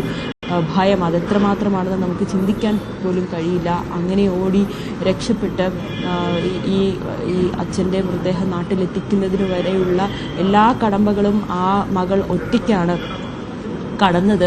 സ്വന്തം അമ്മയെപ്പോലും ഈ വിവരം അറിയിച്ചിരുന്നില്ല. അമ്മയ്ക്ക് ഹൃദയ സംബന്ധമായ അസുഖങ്ങളുള്ളതിനാൽ ഇക്കാര്യം അറിയിക്കാൻ കഴിയുന്നില്ല. അച്ഛന് അസുഖമുണ്ടെന്ന് മാത്രമാണ് പറഞ്ഞത്. ആ ഹോട്ടലുള്ളവരോട് അമ്മയോട് ഇക്കാര്യം അറിയിക്കരുതെന്ന് പറഞ്ഞു. അവിടേക്കുള്ള ടെലിവിഷൻ കണക്ഷൻ കട്ട് ചെയ്യണമെന്ന് പറഞ്ഞു. തന്നെ കാണാനെത്തുന്ന ഉദ്യോഗസ്ഥരോടൊക്കെ ഒരു കാര്യമേ ആവശ്യപ്പെട്ടുള്ളൂ, തൻ്റെ അമ്മയെ ഇപ്പോഴിത് അറിയിക്കരുത്. കാരണം അമ്മയ്ക്കൊരിക്കലും താങ്ങാൻ കഴിയാത്ത ഒരു കാഴ്ചയായിരിക്കും, അല്ലെങ്കിൽ ഒരു വാർത്തയായിരിക്കും. തന്നോടൊപ്പം ഉണ്ടായിരുന്ന, അത്രയും നേരം തന്നോടൊപ്പം ഉണ്ടായിരുന്ന, സന്തോഷത്തോടെ താൻ യാത്ര അയച്ച തൻ്റെ ഭർത്താവ് അത് മരിച്ചു എന്ന് കേൾക്കുമ്പോൾ ഉണ്ടാകുന്ന ഒരു വേദന, അത് അമ്മയെ ഇപ്പം അറിയിക്കരുതെന്ന് പറഞ്ഞുകൊണ്ട് പിന്നീട് മൃതദേഹം നെടുമ്പാശ്ശേരിയിൽ എത്തിച്ചപ്പോഴാണ് അമ്മയോട്, വിമാനത്തിലേക്ക് കയറ്റുന്നതിന് മുൻപാണ് അമ്മയോട് ഇക്കാര്യം അച്ഛൻ നമ്മളെ വിട്ടു പോയി എന്ന വിവരം മകൾ പറയുന്നത്. ആ അമ്മയുടെ കണ്ണുകൾ അന്ന് നിറഞ്ഞതാണ്. ഇപ്പോഴും അവർ നിലവിട്ട് കരയുന്ന കാഴ്ചയാണ് നമ്മളിവിടെ കണ്ടത്. ശരിയാണ് നവമി, ആ ദുഃഖം കണ്ടു നിൽക്കാനാവുന്നതല്ല ആർക്കും. പക്ഷേ അപ്പോഴും ആരതി എന്ന ആ പെൺകുട്ടി നമ്മുടെയൊക്കെ മുന്നിൽ വലിയൊരു പ്രതീകമായി നിൽക്കുകയാണ്. ആത്മധൈര്യത്തിൻ്റെ, മനസാന്നിധ്യത്തിൻ്റെ. അമ്മയെയും തൻ്റെ മക്കളെയും സുരക്ഷിതരായി എത്തിച്ചതിന് ശേഷം മാത്രമാണ് ആ പെൺകുട്ടിയുടെ കണ്ണിൽ നമ്മളൊരു കണ്ണീർ തുള്ളി കാണുന്നത്. അച്ഛൻ വിട്ടുപോയി എന്ന വലിയ ദുഃഖത്തിൽ നിൽക്കുമ്പോഴും മനസാന്നിധ്യത്തോടെ പെരുമാറിയ ആരതി എല്ലാവർക്കും ഒരു മാതൃകയാണ്. അമ്മയെ സുരക്ഷിതയായി നാട്ടിലെത്തിച്ചു. ഹാർട്ട് പേഷ്യൻ്റാണ് അമ്മ. അതിനുശേഷമാണ് ഈ വിവരം പോലും അവരോട് പറയുന്നത്. അതുവരെയും കാര്യങ്ങളെല്ലാം ഒറ്റയ്ക്ക് എങ്ങനെ ആ പെൺകുട്ടി ചെയ്തു എന്ന് ആലോചിക്കുമ്പോൾ നമുക്ക് അത്ഭുതം തോന്നും. ആ ആരതിയെ അധിക്ഷേപിക്കുന്ന, അപമാനിക്കുന്ന സോഷ്യൽ മീഡിയയിലെ സഹോദരന്മാരറിയാനാണ് പറയുന്നത്. എല്ലാ മനുഷ്യരുടെയും ദുഃഖം ഒരുപോലെയല്ല. ആ വേദനയിൽ നിന്ന് അവർക്ക് കരകയറാൻ, ദുഃഖത്തിൻ്റെ കടലിൽ നിന്ന് കരകയറാൻ പ്രാർത്ഥനകൾ അവർക്ക് കൂട്ടാവുമെങ്കിൽ അങ്ങനെ ആകട്ടെ. പക്ഷേ എന്നെന്നും മറയ്ക്കാനാവാത്ത, എന്നെന്നും മറയാത്ത ദുഃഖമായി ഇത് അവരുടെ കൂടെ തന്നെ ഉണ്ടാകുമെന്ന് ഉറപ്പാണ്. അത്രയേറെ അപ്രതീക്ഷിതമായാണ് മരണം ഭീകരരുടെ രൂപത്തിൽ രാമചന്ദ്രൻ്റെ മുന്നിലേക്ക് എത്തിയത്. ഏറ്റവും പ്രിയപ്പെട്ട, നാട്ടിൽ എല്ലാവർക്കും വളരെ ജനകീയനായ, സഹൃദയനായ ഒരു മനുഷ്യൻ വിട്ടുപോകുന്നതിൻ്റെ ദുഃഖത്തിലാണ് ആ നാട് മുഴുവൻ. 9:30 വരെയായിരിക്കും ഇടപ്പള്ളി ചങ്ങമ്പുഴ പാർക്കിൽ പൊതു ദർശനം ഉണ്ടാവുക. അതിനുശേഷം വീട്ടിലേക്ക് കൊണ്ടുപോയി പിന്നീട് 12 മണിയോടെ സംസ്കാര ചടങ്ങുകൾ നടക്കും. ഇപ്പോൾ മന്ത്രി പി രാജീവിനെ കാണാം ദൃശ്യങ്ങളിൽ. MP ഹൈബി ഈഡൻ, മോൻസ് ജോസഫ്, അങ്ങനെ CPM ജില്ലാ സെക്രട്ടറി തുടങ്ങി വിവിധ രാഷ്ട്രീയ പാർട്ടികളിൽ ഒരു രാഷ്ട്രീയ ഭേദമന്യേ, ജാതിമത ഭേദമന്യേ രാമചന്ദ്രൻ ആദരാഞ്ജലി അർപ്പിക്കാനായി അങ്ങോട്ടേക്ക് ആളുകൾ എത്തുകയാണ്. മറ്റു വാർത്തകളിലേക്ക് കൂടി പോകാൻ നമുക്ക്. പാകിസ്ഥാൻ പിന്മാറുന്നതായി അറിയിച്ച ഷിംല കരാർ എന്താണ്? ഈ കരാറിലെ വ്യവസ്ഥകൾ എന്തൊക്കെയാണ്? ഈ സമയത്ത് അതറിയാൻ ഒരു കൗതുകമുണ്ടാവും. കാരണം ഇങ്ങനെ ഒരു കരാർ മരവിപ്പിച്ചാൽ എന്തൊക്കെ പ്രത്യാഘാതങ്ങളാണ് ഉണ്ടാവുക? ഷിംല കരാറിന്റെ ഭാഗമായ നിയന്ത്രണ രേഖ അംഗീകരിക്കുന്നില്ല എന്നത് യുദ്ധസന്നദ്ധമായ സൂചനയാണ്. നമുക്കൊന്ന് പരിശോധിക്കാം. ഇന്ത്യയും പാകിസ്ഥാനും തമ്മിൽ 1972 ജൂലൈ 2 ഒപ്പിട്ട സമാധാന ഉടമ്പടിയാണ് ഷിംല കരാർ. യുദ്ധത്തിലൂടെ പാകിസ്ഥാനിൽ നിന്നും ബംഗ്ലാദേശിനെ സ്വതന്ത്രമാക്കിയ 1971 ഇന്ത്യ പാകിസ്ഥാൻ യുദ്ധത്തിന് പിന്നാലെയായിരുന്നു കരാർ. ബംഗ്ലാദേശിനെ സ്വതന്ത്ര രാജ്യമായി പാകിസ്ഥാനെ കൊണ്ട് അംഗീകരിപ്പിച്ചതും ഈ കരാർ വഴിയാണ്. അന്നത്തെ ഇന്ത്യൻ പ്രധാനമന്ത്രി ഇന്ദിരാഗാന്ധിയും പാകിസ്ഥാൻ പ്രസിഡന്റ് സുൽഫിക്കർ അലി ഭൂട്ടോയുമാണ് കരാറിൽ ഒപ്പിട്ടത്. ഹിമാചൽ പ്രദേശിന്റെ തലസ്ഥാനമായ ഷിംലയിൽ വെച്ചൊപ്പിട്ട കരാർ എന്ന നിലയ്ക്കാണ് ഷിംല കരാർ എന്ന പേര് വന്നത്. ഇരു രാജ്യങ്ങളും തമ്മിലുള്ള തർക്കങ്ങൾ ഉഭയകക്ഷി ചർച്ചയിലൂടെ സമാധാനപരമായി പരിഹരിക്കും. തർക്കത്തിൽ മൂന്നാം കക്ഷി ഇടപെടൽ അനുവദിക്കില്ല. ഇതായിരുന്നു കരാറിന്റെ കാതൽ. ഇന്ത്യക്കും പാകിസ്ഥാനുമിടയിൽ ലൈൻ ഓഫ് കൺട്രോൾ അംഗീകരിക്കുന്നു എന്നതാണ് കരാറിലെ മുഖ്യ വ്യവസ്ഥ. പരസ്പര ചർച്ച നടത്താതെ ഇരു രാജ്യങ്ങളും നിയന്ത്രണ രേഖയിൽ മാറ്റം വരുത്തരുതെന്നും കരാർ വ്യവസ്ഥ ചെയ്യുന്നു. നിയന്ത്രണ രേഖയുടെ വടക്കേ അറ്റമായ NJ 9848 കഴിഞ്ഞുള്ള സിയാച്ചിൻ മേഖലയിൽ പിന്നീട് പാകിസ്ഥാൻ ആധിപത്യത്തിന് ശ്രമിച്ചെങ്കിലും ഓപ്പറേഷൻ മേഘദൂതിലൂടെ ഇന്ത്യ അത് പിടിച്ചെടുത്തു. ഷിംല കരാർ മരവിപ്പിക്കുന്നുവെന്ന് പാകിസ്ഥാൻ പറയുമ്പോൾ കരാർ പ്രകാരം അംഗീകരിച്ച നിയന്ത്രണ രേഖ ഇനി അംഗീകരിക്കില്ല എന്ന സൂചന കൂടിയുണ്ട്. അതിന് യുദ്ധസന്നദ്ധമാണ് എന്ന വ്യാഖ്യാനം കൂടി വരാം. കരാർ അനുസരിച്ച് യുദ്ധത്തിൽ ഇന്ത്യ പിടിച്ചെടുത്ത 13,000 ചതുരശ്ര കിലോമീറ്റർ ഭൂമി പാകിസ്ഥാന് വിട്ടു നൽകിയിരുന്നു. തന്ത്രപ്രധാനമായ സ്ഥലങ്ങൾ ഒഴിച്ചു നിർത്തിയാണ് മറ്റു പ്രദേശങ്ങൾ വിട്ടു നൽകിയത്. നിയന്ത്രണ രേഖ പാകിസ്ഥാൻ അംഗീകരിക്കാതെ വന്നാൽ സ്വാഭാവികമായും ഇന്ത്യയും സമാന നീക്കം നടത്താനുള്ള സാധ്യത തള്ളാനാവില്ല. ഉഭയകക്ഷി ചർച്ചയിലൂടെ സമാധാനപരമായി തർക്കങ്ങൾ പരിഹരിക്കണമെന്ന കരാർ നിലനിൽക്കെയാണ് പലതവണ സംഘർഷമുണ്ടായത്. International desk, news 18. ഇന്ത്യയുടെ ആത്മാവിനേറ്റ മുറിവായ പഹൽഗാം ഭീകരവാദി ആക്രമണത്തിൽ ഓരോ ഭാരതീയനിലും നിറയുന്നത് ആത്മരോഷമാണ്.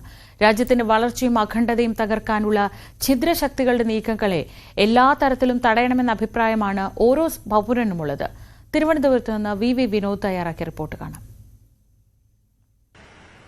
തീവ്രവാദ ആക്രമണത്തിന് പിന്നാലെ നയതന്ത്ര നീക്കത്തിലൂടെ ഇന്ത്യ പാകിസ്ഥാനെ പ്രതിരോധത്തിലാക്കി കഴിഞ്ഞു.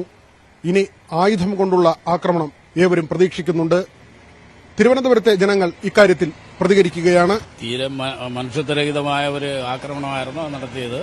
തീർച്ചയായിട്ടും അതിനെ പകരം വീട്ടുക തന്നെ വേണം. അന്നേ അത് ശക്തമായി തിരിച്ചടിച്ചിരുന്നെങ്കിൽ ഇന്ന് ഇത് ആവർത്തിച്ചത്. ഇത് ഇന്റലിജൻസ് ബ്യൂറോയുടെ ഒരു പരാജയം ഇതിനകത്തുണ്ട്, വീഴ്ച ഇതിനകത്ത് കാണുന്നുണ്ട്. കാശ്മീരില് ശരിക്കും പറഞ്ഞാൽ ഇന്ത്യ ഇപ്പം ഈ പറഞ്ഞ ഇത് ആർട്ടിക്കിൾ ഇതില്ല. അതിനുശേഷം കുറെ വികസനങ്ങളും കാര്യങ്ങളൊക്കെ കൊണ്ടുവന്നു. പലർക്കും ഇന്ത്യയോട് പ്രതിബദ്ധത തോന്നി തുടങ്ങിയതാണ്. പക്ഷെ ഇവർക്ക് പല കാരണങ്ങളുമുണ്ട്. ഇന്ത്യയെ ആ പഴയ ടു നേഷൻസ് തിയറിയുടെ ബേസിസിൽ ഇപ്പോഴും സ്പ്ലിറ്റ് ചെയ്യണം എന്നുള്ള ആഗ്രഹത്തിലാണ് ഇരിക്കുന്നത്. അത് ഈ ഭൂരിഭാഗവും ഇന്ന വിശ്വാസമുള്ള ആൾക്കാരാണ്. അതുകൊണ്ട് നമുക്ക് ഈ സ്ഥലം വേണം എന്ന് ഇവരോട് മുമ്പ് ഇവർ ബ്രെയിൻ വാഷ് ചെയ്ത് നിർത്തിയിരിക്കുകയായിരുന്നു. പക്ഷേ ഇപ്പോൾ ജനങ്ങൾക്ക് ഇന്ത്യയോടൊരു പ്രതിബദ്ധത തോന്നി തുടങ്ങിയത് കാരണം അവർക്ക് എന്തെങ്കിലും ഇതുപോലുള്ള പ്രശ്നങ്ങൾ തുടങ്ങണം. മാത്രമല്ല പാകിസ്ഥാനിൽ എപ്പോഴും പ്രശ്നങ്ങളാണ്. ഇപ്പം ഇവിടെയും പ്രശ്നങ്ങളുണ്ട്. ബലൂചിസ്ഥാനിലുള്ള പ്രശ്നം ശരിക്കും പറഞ്ഞാൽ അവരെ ഇൻസെക്യൂർ ആയിട്ട് ഫീൽ ചെയ്യുന്നു. അപ്പോൾ അവരെന്ത് ചെയ്യുന്നു? ഇവിടെ പ്രശ്നങ്ങളുണ്ടാക്കി ഡൈവേർട്ട് ചെയ്യുക മാത്രമല്ല ഇവിടെ പ്രശ്നങ്ങളുണ്ടാക്കുക. ഇന്ത്യക്ക് അൺട്രസ്റ്റ് ഉണ്ടാക്കി. ഇന്ത്യ എന്ത് നേടിയാലും എപ്പോഴും അതിനെക്കുറിച്ച് അവർക്ക് ഭയങ്കര ഒരു ഇൻസെക്യൂരിറ്റിയാണ്. അപ്പോൾ ഇന്ത്യയിൽ ഇവിടെ പീസ്ഫുള്ളായിട്ട് കാര്യങ്ങളൊക്കെ മുന്നോട്ട് നീങ്ങുന്നത്, പ്രത്യേകിച്ച് കാശ്മീർ, ആ പ്രശ്നം അവർ തന്നെ തുടങ്ങിയതാണെന്നുള്ള കാര്യം ഇന്റർനാഷണലി പലരും സമ്മതിക്കുന്നില്ല. ശരിക്കും പറഞ്ഞാൽ ഇന്ത്യയുടെ ഭാഗത്താണ് എല്ലാ രീതിയിലും നോക്കിക്കഴിഞ്ഞാൽ കാശ്മീരിന്റെ കാര്യത്തിൽ ഈ ന്യായമുള്ളത്. അത് വളരെ ഡിപ്ലോമാറ്റിക് ആയിട്ട്, വളരെ ഷൂഡായിട്ട്, വളരെ സ്ട്രാറ്റജിക് ആയിട്ട് തീർച്ചയായിട്ടും അതിനെ കൈകാര്യം ചെയ്യണം. You have to handle it very well. Attack the terrorist and find them and finish them off. പ്രയാസമുണ്ട്, വളരെ പ്രയാസമുണ്ട്, ദുഃഖകരമാണ്.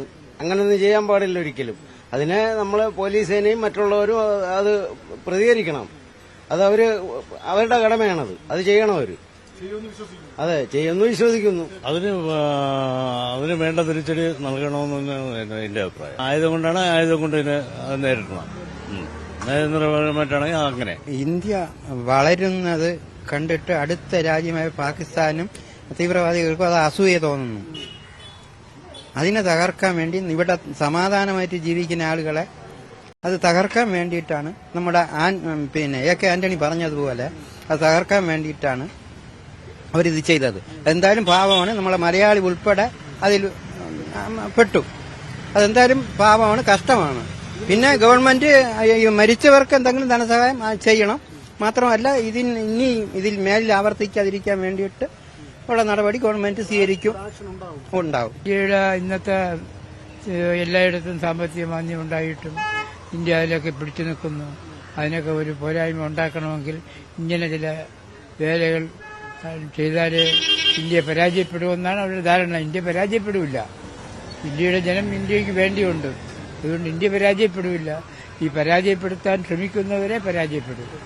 ഏത് തരത്തിലായാലും അവസാനിപ്പിക്കും. എത്രയും പെട്ടെന്ന് ഈ നടപടികൾ അവസാനിപ്പിച്ചേ പറ്റൂ, നിർബന്ധമായും. ഇല്ലെങ്കിൽ രാജ്യം വളരെ ഗുരുതരമായ വിഷയത്തിലേക്ക് പോകും.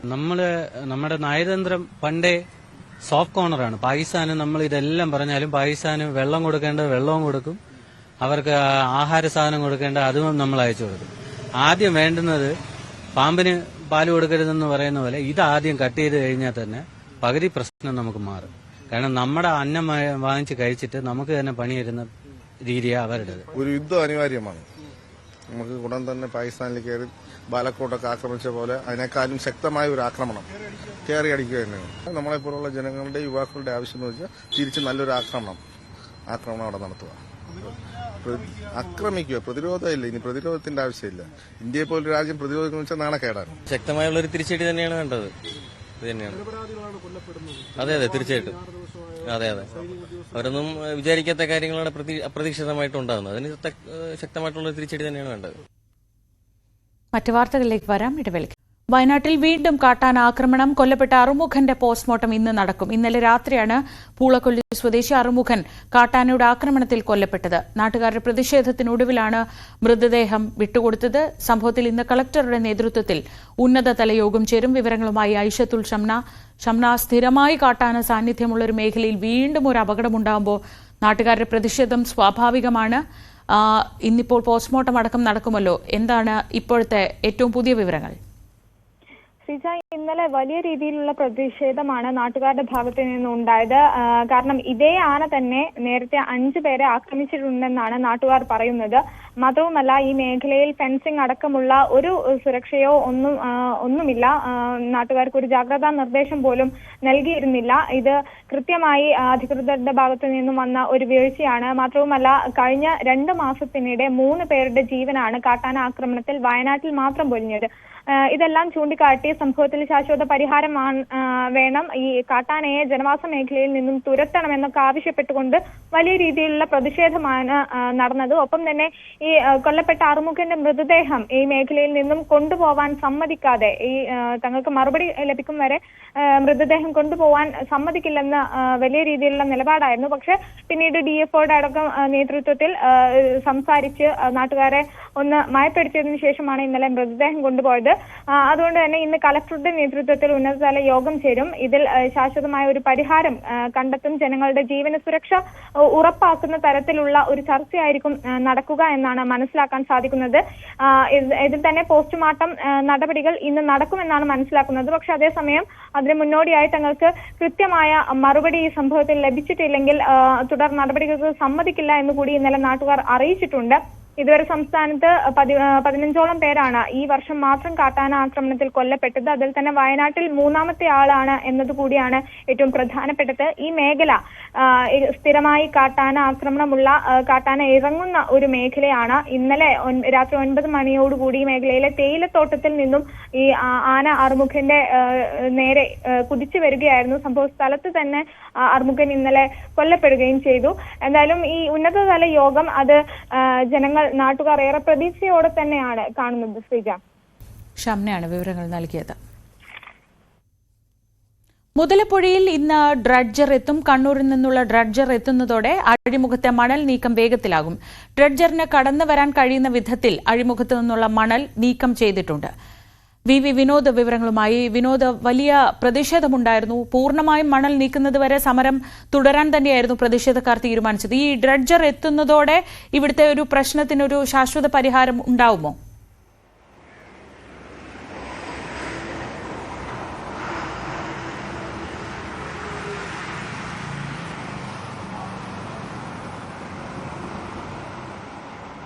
വിനോദ്, കേൾക്കാമോ?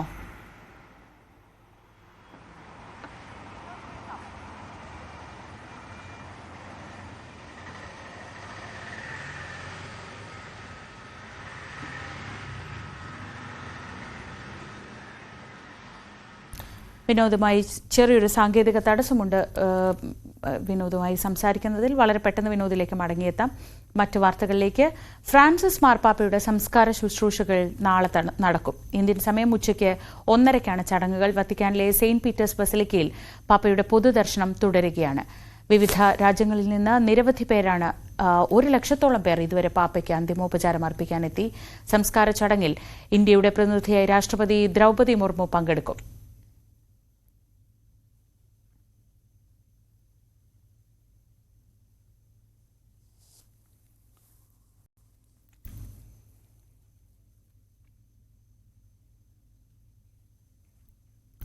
ഫ്രാൻസിസ് മാർപ്പാപ്പയുടെ സംസ്കാര ശുശ്രൂഷകൾ നാളെയാണ് വത്തിക്കാനിൽ നടക്കുന്നത്. സെയിന്റ് മേരി മേജർ ബസലിക്കയിൽ തന്റെ സംസ്കാരം നടത്തണമെന്ന് അദ്ദേഹം നേരത്തെ തന്നെ ആവശ്യപ്പെട്ടിരുന്നു. സാധാരണഗതിയിൽ മാർപ്പാപ്പമാരൊക്കെ മരിക്കുമ്പോൾ സെയിന്റ് പീറ്റേഴ്സ് ബസലിക്കയിൽ തന്നെയാണ് ചടങ്ങുകൾ നടക്കുക. പക്ഷേ പോപ്പ് ഫ്രാൻസിസ് അത് പ്രത്യേകം പറഞ്ഞിരുന്നു. സെയിന്റ് മേരി മേജർ ബസലിക്കയിൽ തന്റെ സംസ്കാര ചടങ്ങുകൾ നടത്തണമെന്ന്. വലിയ രീതിയിൽ ദീർഘമായ പൊതുദർശനം നടത്തരുതെന്നൊക്കെയായിരുന്നു മാർപ്പാപ്പയുടെ ആഗ്രഹമെങ്കിലും അദ്ദേഹം ലോകത്തിന്റെ മുഴുവൻ ആത്മീയ നേതാവാണ്. അതുകൊണ്ട് തന്നെ ലക്ഷക്കണക്കിന് ആളുകളാണ് അങ്ങോട്ടേക്ക് അന്ത്യാഞ്ജലി അർപ്പിക്കാനും യാത്രയിൽ അഭിവാദ്യം അർപ്പിക്കാനും ഒക്കെയായി അവിടേക്ക് എത്തിച്ചേരുന്നത്. വി ആർ കാർത്തിക്. വിവരങ്ങളുമായി കാർത്തിക്. മിനിഞ്ഞാന്ന് ആരംഭിച്ച പൊതുദർശനമാണ്. ഇപ്പോഴും അങ്ങോട്ടേക്ക് ആളുകൾ ഒഴുകിയെത്തിക്കൊണ്ടിരിക്കുകയാണ്. എത്രമാത്രം ജനകീയനായിരുന്നു ഫ്രാൻസിസ് പാപ്പ? അത്രയധികം ആളുകൾ അവിടേക്ക് എത്തുന്നുണ്ട്. എങ്ങനെയൊക്കെയാണ് സംസ്കാര ചടങ്ങുകളും ഈ ദിവസത്തെ പൊതുദർശനവും ക്രമീകരിച്ചിരിക്കുന്നത്? ശ്രീജ, പ്രിയപ്പെട്ട പാപ്പയെ കാണാൻ വത്തിക്കാനിലേക്ക് ലോകത്തിന്റെ വിവിധ കോണുകളിൽ നിന്നു ജനപ്രവാഹമാണ്. കഴിഞ്ഞ 2 ദിവസമായി വത്തിക്കാന്റെ തന്നെ കണക്കുകൾ അനുസരിച്ച് ഏതാണ്ട് 1 ലക്ഷത്തോളം പേരാണ് ഇതുവരെ ഫ്രാൻസിസ് മാർപ്പാപ്പയ്ക്ക് അന്തിമോപചാരം അർപ്പിച്ചത്. നാളെ ഉച്ചയ്ക്ക് ആണ് സംസ്കാര ശുശ്രൂഷ ചടങ്ങുകൾ നടക്കുക. ഇന്ത്യൻ സമയം 1:30നും 2:00നും ഇടയിലാകും ഈ സംസ്കാര ശുശ്രൂഷ ചടങ്ങുകൾ നടക്കുക. ഇന്ന് ഉള്ള പ്രധാനപ്പെട്ട ചടങ്ങ് ഈ കോഫിൻ അടയ്ക്കുക, അതായത് അദ്ദേഹത്തെ വഹിച്ചുകൊണ്ടുള്ള ഈ മഞ്ചം അത് മൂടുക എന്നൊരു പ്രധാന ചടങ്ങുണ്ട്. ആ ചടങ്ങിന് നേതൃത്വം വഹിക്കുക കാമർലെങ്കോ ഫെയർവെല്ലാണ്.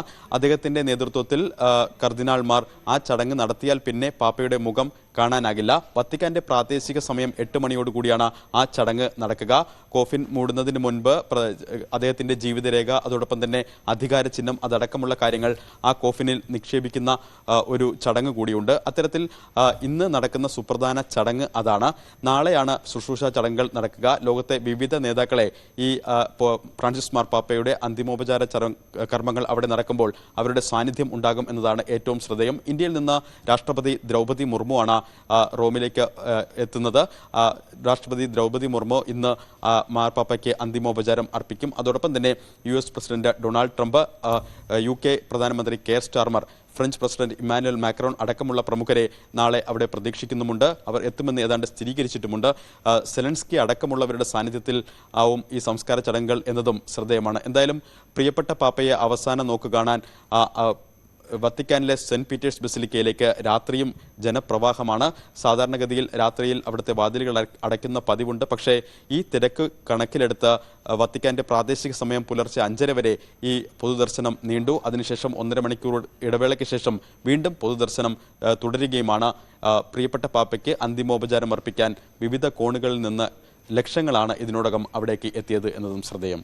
ശ്രീജ, പി ആർ കാർത്തിക്കാണ് വിവരങ്ങൾ നൽകിയത്. ന്യൂസ് ഡെസ്കിൽ നിന്ന്. നാളെയാണ് മാർപ്പാപ്പയുടെ സംസ്കാര ചടങ്ങുകൾ നടക്കുന്നത്. ഇനി നമ്മൾ മുതലപ്പുഴയിലെ വിവരങ്ങളിലേക്കാണ് മടങ്ങിപ്പോകുന്നത്. മുതലപ്പുഴയിൽ ഡ്രഡ്ജർ ഇന്നെത്തും. കണ്ണൂരിൽ നിന്നുള്ള ഡ്രഡ്ജർ എത്തുന്നതോടെ അഴിമുഖത്തെ മണൽ നീക്കം വേഗത്തിലാക്കും. വിനോദ് വിവരങ്ങളുമായി ചേരുന്നുണ്ട്. വിനോദ്, ഞാൻ നേരത്തെ ചോദിച്ചത് അവിടെ പ്രതിഷേധത്തിലായിരുന്നു. ഈ മണൽ നീക്കുന്നത് വരെ യാതൊരു തരത്തിലും സമരം അവസാനിപ്പിക്കില്ല എന്നായിരുന്നു നിലപാട്. ഈ കണ്ണൂരിൽ നിന്നുള്ള ഡ്രഡ്ജർ എത്തുന്നതോടെ അവിടുത്തെ പ്രശ്നങ്ങൾക്കൊരു പരിഹാരമാവുമോ? ഇപ്പോൾ ഈ മണൽ മാറ്റി ഡ്രഡ്ജറിന് വരാനുള്ള സൗകര്യങ്ങളൊക്കെ ആക്കിയിട്ടുണ്ടോ?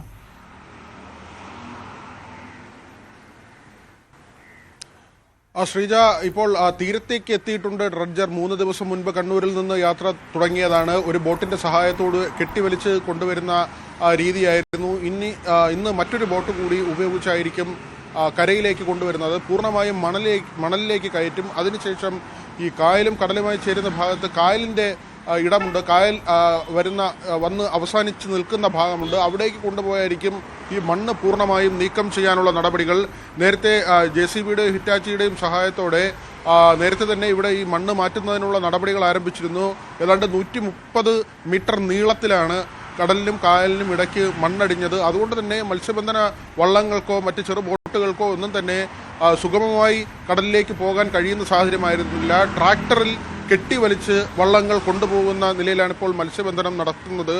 ഏതാണ്ട് 25,000-ഓളം മത്സ്യത്തൊഴിലാളികൾ ഉപജീവനം തേടുന്ന ഒരു തീരമാണ് ഈ മുതലപ്പൊഴി എന്ന മത്സ്യബന്ധന ഗ്രാമം. അവിടെ വിഴിഞ്ഞം മുതൽ കൊല്ലം വരെയുള്ള ഇതിനിടയ്ക്കുള്ള ധാരാളം മത്സ്യത്തൊഴിലാളികളും അവരുടെ ബോട്ടുകളുമെല്ലാം വന്നു പോകുന്ന സ്ഥലമാണ്. ഏതാണ്ട് 90 മീറ്ററോളം ദൂരം സ്വന്തം നിലയ്ക്ക്, അതായത് സർക്കാർ തന്നെ നേരത്തെ ഏർപ്പെടുത്തിയ സംവിധാനങ്ങൾ ഉപയോഗിച്ചുകൊണ്ട് ഈ മണൽ നീക്കാമെന്ന ഒരു പ്രതീക്ഷയായിരുന്നു.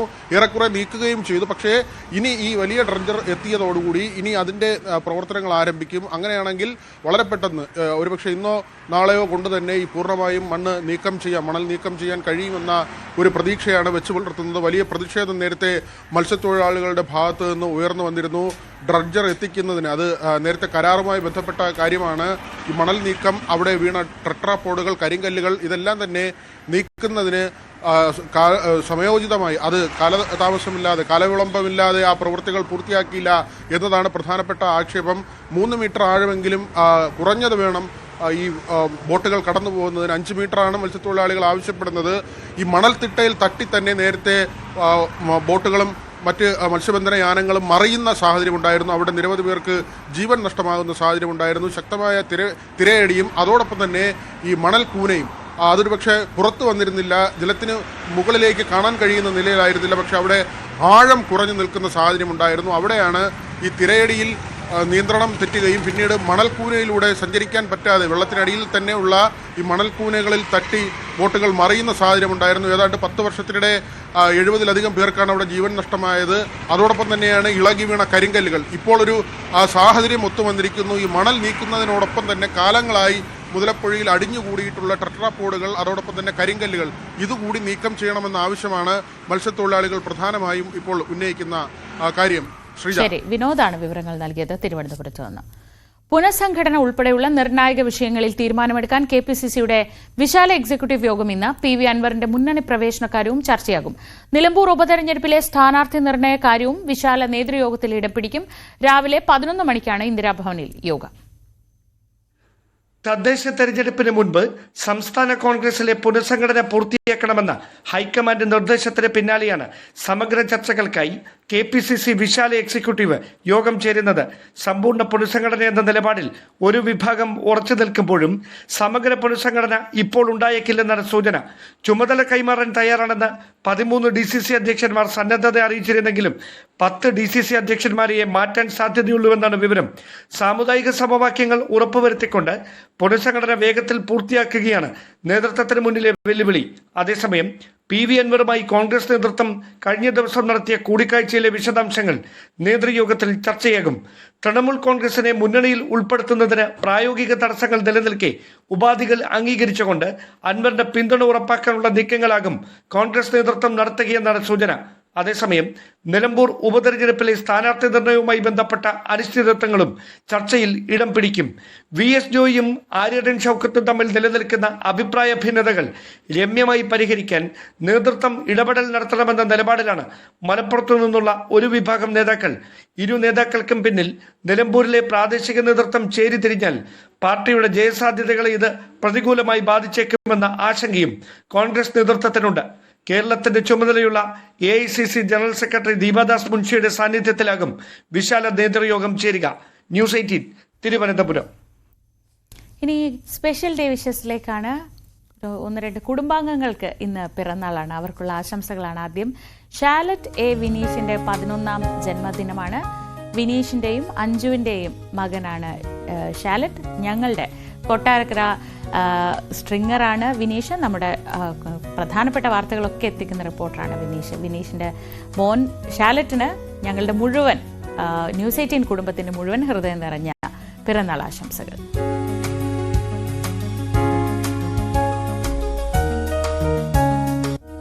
അടുത്തതും ന്യൂസ് 18 കുടുംബാംഗമാണ് ദിഹ കെ അരുണിന്റെ 4ാം പിറന്നാളാണ്. ഞങ്ങളുടെ PCR സ്റ്റാഫ് അരുണിന്റെയും കവിതയുടെയും മകളാണ് ദിഹക്കുട്ടി. അപ്പോൾ ദിഹക്കുട്ടിക്ക് ഹാപ്പി ബർത്ത്ഡേ.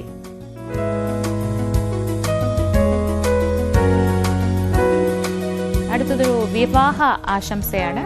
പ്രമോദിന്റെയും പ്രവീണയുടെയും വിവാഹമാണ് ഇന്ന്. ഇരുവർക്കും സുഹൃത്തുക്കളെല്ലാം ആശംസകൾ അറിയിക്കുന്നു. ഒപ്പം ഞങ്ങളുടെയും ഹൃദയം നിറഞ്ഞ വിവാഹ ആശംസകൾ. നല്ലൊരു വിവാഹ ജീവിതം രണ്ടുപേർക്കും ഉണ്ടാവട്ടെ എന്ന് ഹൃദയപൂർവ്വം ആശംസിക്കുന്നു. Wishes Pramod and Praveena.